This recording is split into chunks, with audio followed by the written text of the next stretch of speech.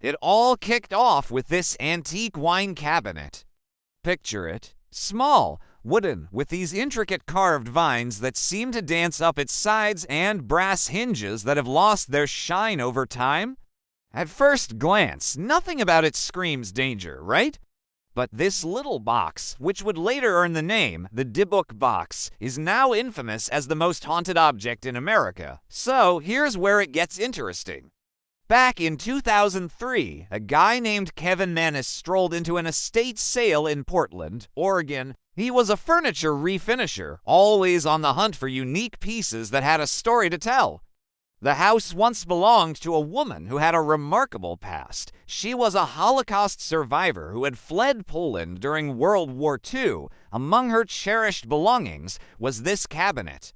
Her granddaughter warned Mannis that it wasn't just any wine box. It had been kept sealed, tucked away in her grandmother's sewing room, with strict instructions. Never open it. Never let it out of your sight. Can you imagine? It's like a scene straight out of a horror movie. Mannis, intrigued by the mystique, bought it. He planned to restore it and gift it to his mother for her birthday. That decision would change his life and spark a phenomenon that would ripple across the world. When he brought the box back to his workshop, the weirdness kicked in right away. He started hearing whispers in Hebrew and Yiddish, like someone was chatting away when he was all alone. Tools began moving on their own, and shadows seemed to dart across the room, making him feel like he was in a spooky movie. Thinking it was just his imagination, he tried to shake it off. But then he cleaned the box and opened it, discovering a few small coins, a lock of blonde hair tied with string, another lock of dark hair, a small granite slab engraved with the Hebrew word shalom, a dried rosebud, and what looked like an old goblet. Just harmless trinkets, right? Or so he thought. The night after opening it, Mannis had this super intense dream about a dark, suffocating presence, an old woman with a sunken face and those eerie, hollow eyes that just seemed to pierce right through him. He woke up gasping for air, and it felt like the air itself was thick with this strange mix of jasmine and, oddly enough, cat urine. Talk about a weird combo, right? But it didn't stop there.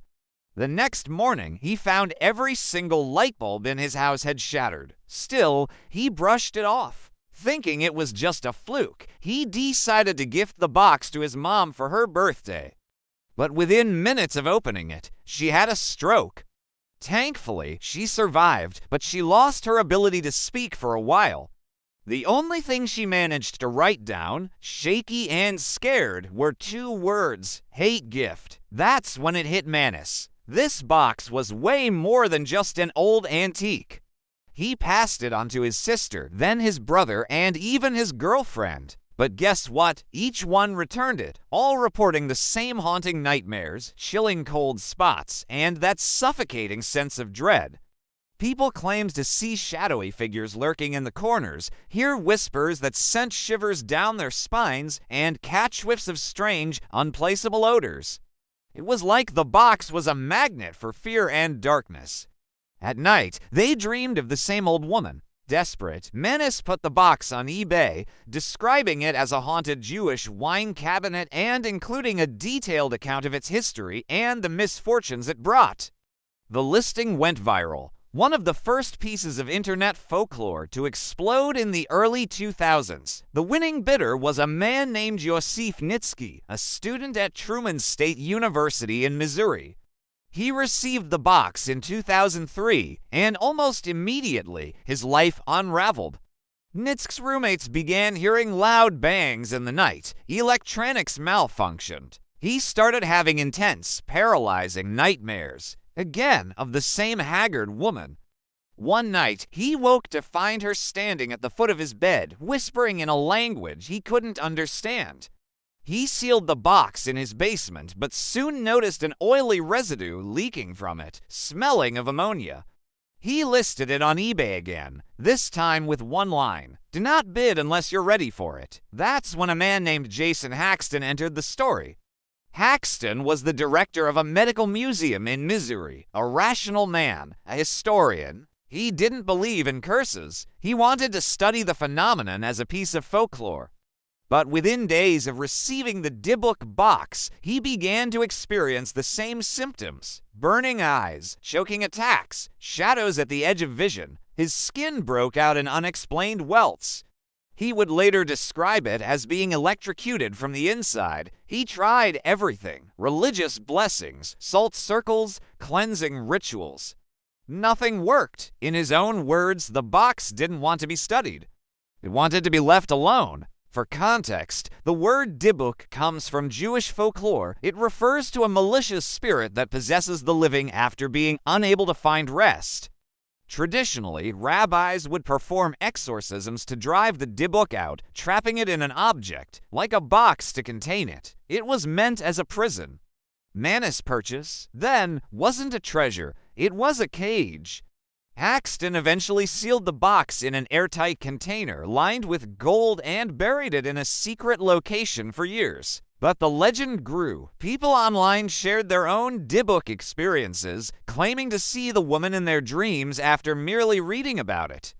Paranormal researchers theorized the curse could spread digitally, through awareness alone, like a spiritual virus. In 2012, the story gained a second life when musician and collector Post Malone came into contact with it through paranormal TV host Zach Bagans, who had acquired it for his Las Vegas Haunted Museum. The two filmed an episode featuring the box. Bagans, despite his experience with haunted artifacts, refused to open it on camera. Post Malone reportedly touched the case, and within weeks, he survived a series of near-death incidents. His private jet's tires blew out on takeoff, his car crashed, and his home was broken into. Coincidence? Maybe, but the internet called it the Dybbuk curse. Today, the box sits sealed in a glass case in Bagans' museum, protected by prayers, surrounded by salt, and covered when not on display. Visitors report feeling dizzy or sick near it.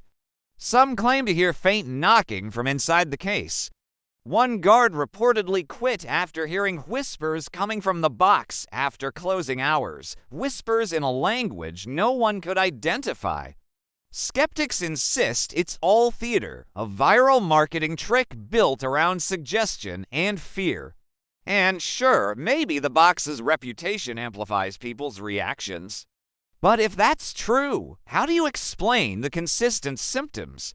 The nightmares, the nosebleeds, the electronics dying, the doctors can't. Neither could Haxton, who still believes the spirit inside the box is real, not evil, but angry. And Kevin Manus, he now admits he may have played a part in shaping the legend. He says he embellished some details, yes, but insists the box itself and its effects are real. That's the thing about cursed objects: the story and the energy fuse together. Whether you believe in the supernatural or not, once enough people feed a story with fear, something starts to grow inside it. Something you can't see, something that learns. The Dybbuk Box isn't just an artifact, it's a mirror.